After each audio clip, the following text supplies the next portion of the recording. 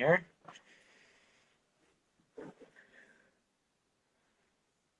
Hey guys, how's everybody doing? Steven, Chris, how are you doing? I'm good. How are you? I'm doing well. I figured that out. I got it connected to you properly the first time. Look at that. Perfect. Can you see me in your screen? Yeah, just the top of your head's a little cut off, but most. All right. Let me see if I can fix that. Oh, looks like we might have had a little bit of a connection here. Do this. Lean back a little bit. Oh, I'm just gonna hold it. I was Okay, charging my phone, so that I'll just hold it. It's all good. that works too. Beauty. All right, guys. So today on our live talk, my name is Steve Kopas. I'm the athletic therapy coordinator at Seneca College, and I'm joined here by Chris, fitness coordinator up at King Campus. As most of you have seen him on these talks in the past on lots of different things. So today, what we're going to talk a bit about is supplements and what they're used for. Are they good? What types of things to look for in them? The different types of ones with it, between protein powders and BCAAs and creatine and all the different things that you hear about when you're at the gym and when taking their supplements. So we'll get in and talk a little bit about that. So first, I just want to talk generally about supplements. So that's exactly what they are supplements to your diet. So there are different ways of doing so, different like amino acids, or even like vitamins, minerals are all considered supplements. And the protein definitely is a big one there. Chris, did you have any add on supplements in general for that? Yeah, I would say probably the most popular, most heavily researched are definitely creatine, protein. Um, I tell usually anybody who's maybe thinking about investing some money into supplements, because it's an investment, right? You're you're gonna be spending some money, and if it's a good quality one, probably enough money to do your research, because there's all different brands with different quality protein. There's certain considerations if you're a drug tested athlete, certain considerations where you can Mm-hmm. actually buy your supplements that are now third party approved to not contain anything that they shouldn't. So you are spending a decent amount of money. And I like to basically say if you're not doing the work beforehand, you probably don't want to invest in supplements. And by work it beforehand, I mean if you're not sleeping at least 6 to 8 hours a night, if you're not at Mm-hmm. least drinking 4 liters of water a day, if you're not having 3 to 4 well-rounded whole food meals a day, and if you're not eating at least 7 to 10 fruits and vegetables. So before you even think about spending any money on supplements, think about spending money there instead. Like think about spending that $200 on groceries that you're gonna have for a month. Yeah. Um, I would say even before you start to think about taking any supplements, Yeah. because they're not going to do any good if you're not crossing those things off your list. Yeah. Because like you mentioned, they're supplements. They're not a be all stand all. Yeah, they're not a magic pill or anything along those lines that you take it and you're going to get uh, bigger and stronger. Look like I won't look like you if I just take a protein shake. Right, Right. right. So you'd have to definitely, I mean, natural food products are definitely a better option and more bang for your buck for the most part. But yeah, if you need to supplement different things, there's different situations where sometimes those supplementations might come into hand a little bit. If you're not getting those meals in or the high quality of meals in, then sometimes those supplementations can kind of come in.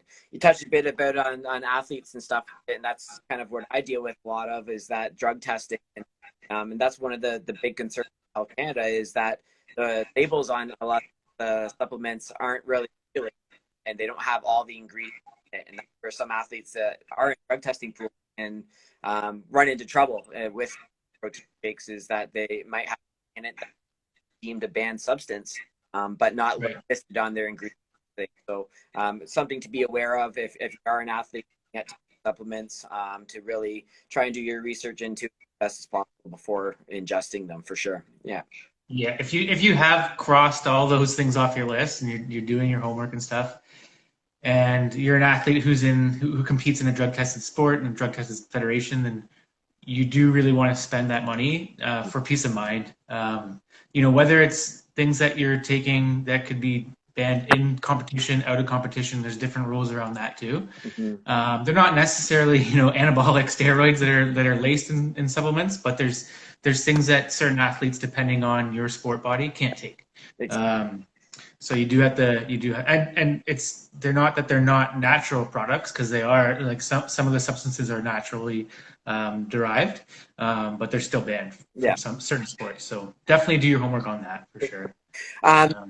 Protein shakes, kind of the main topics on that. And you want to talk a little bit about the different types of proteins. There's lots of different ones out there. There's whey, and casein, soy, protein, all the different ones onto it. Do you want to touch a little bit about the differences in those? Yeah. It's a very confusing area, because like you said, there are, even within your whey protein, your maybe lactose-free protein, your vegan protein. There's all different kinds of like subcategories, kind of, right? Like you have your whey protein isolate, whey protein concentrate, then you have hydrolyzed whey now, which is like broken down a bit more. So it is very confusing. But whey protein isolate they say it's like the cleanest protein. There's very low lactose in it because of the way it's processed. Hydrolyzed whey is the same as well. So those are both broken down super quick. Yeah, those ones are a little bit more pricey though as well, because of the because of that. The process does take they are expensive because it goes through a longer process. And you get what you pay for sure. So the whey protein, I would say, probably tastes the best. It's got the whey protein. Make it taste better. You have to also take a look at the ingredient list, right? Because there are like fillers that they put into them. There's also like, do you want your protein sweetened with stevia? Do you want it sweetened with a chemical sweetener? It's really, there's a long list of things you can check out, but I would say do your homework for sure on the whey protein. If it's whey, if it's a vegan protein, they're going to be using a mix of different grains. Some are just soy, some are brown rice, pea. With the vegan protein, it's probably best to get a blend, so you're getting all your amino acids. The calorie content on the vegan protein is going to be a bit higher, just because it has to include some grains, right? So they do kind of strip them down and isolate the protein, but there's still going to be some carbs in there.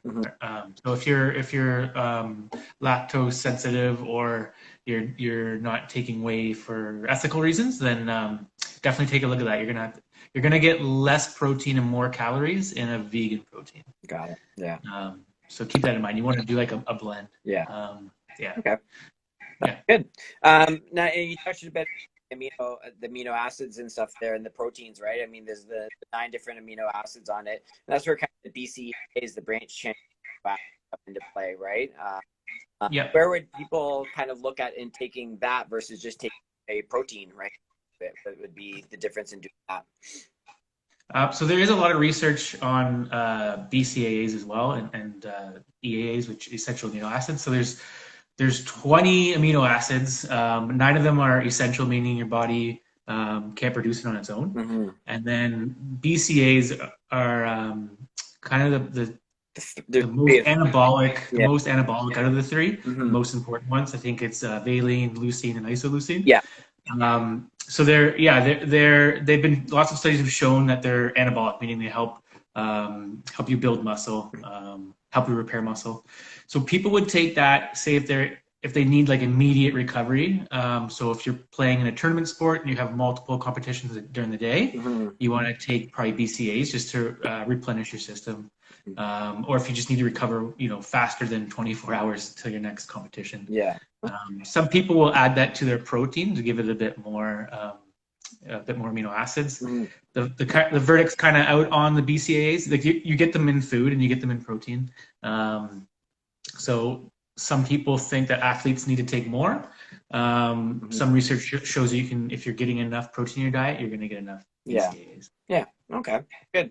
And we can kind of lead right into a little bit of the amount of protein that most people relatively need, right? I mean, Canada Food Guide and stuff recommend is 0.8 grams per kilogram right, is your kind of recommended daily dosage of protein that you need to stay healthy and get all the nutrient protein that your body needs. And then the high end of that, other than the athletes that are weightlifting or working out hard, kind of more towards that 1.6 grams per kilogram, right? Is that correct? Right. Yeah. So that you want to make sure that you're spreading that throughout the day, and it's most important that you take in protein post workout. That's when it's going to do the most benefit. So a lot of athletes will take it in pre or post workout. Yeah. There's kind of a little window of opportunity there. That's that. There's kind of a window of opportunity there where your body is more susceptible to take those nutrients in and put them to good use. Yeah, the anabolic window. They used to say it was about 30 minutes kind of there, but it's actually kind of some of the research now saying that it might be a little bit longer than that. Yeah, they're thinking almost hours now, right? Yeah. Hours after training, your body's like primed to take that in. Yeah, as long so you don't have to freak out.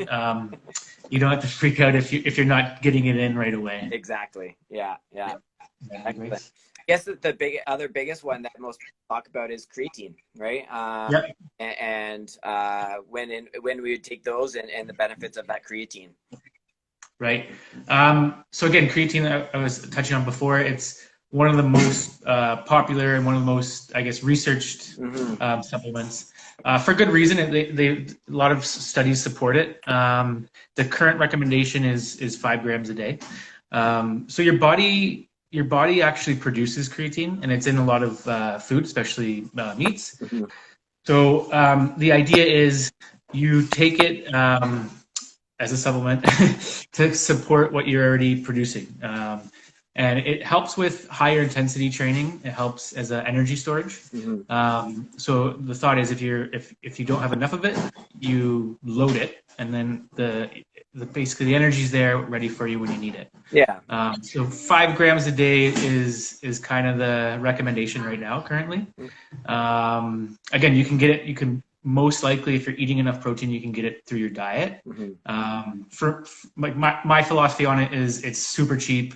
It's been researched like crazy. So if you're gonna spend the money, it's money well spent. But obviously, do your own research on any supplement. Do your own research. Yeah.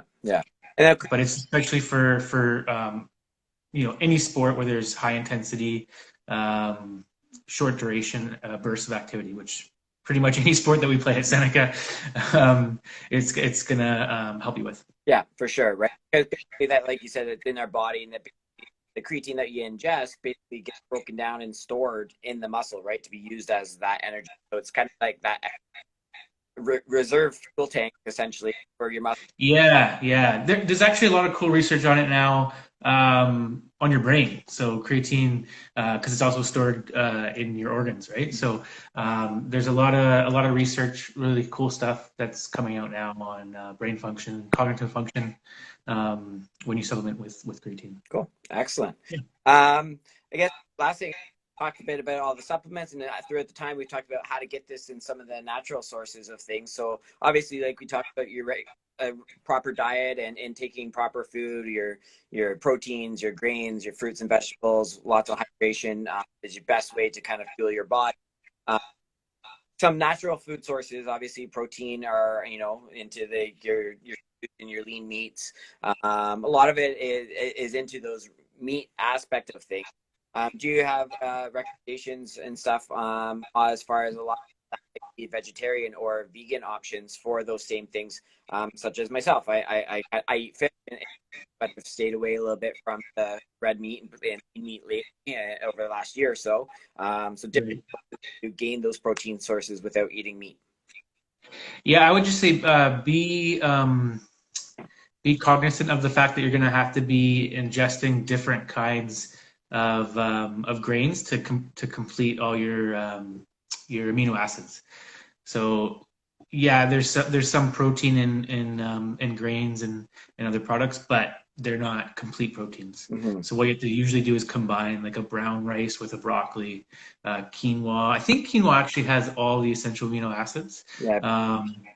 But if you're eating your vegetables and trying to to get enough protein through vegetables or through other non-meat sources, then you really do want to combine with other amino acids, so you get your full amino acid profile. So grains and vegetables. Quinoa is a great, super cheap, really easy to make. Quinoa is good. Obviously beans, chickpeas, tofu.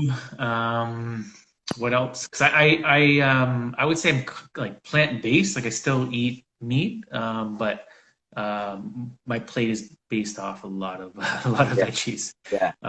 So I'm just trying to run through my head. I don't know if egg whites follow, like eggs.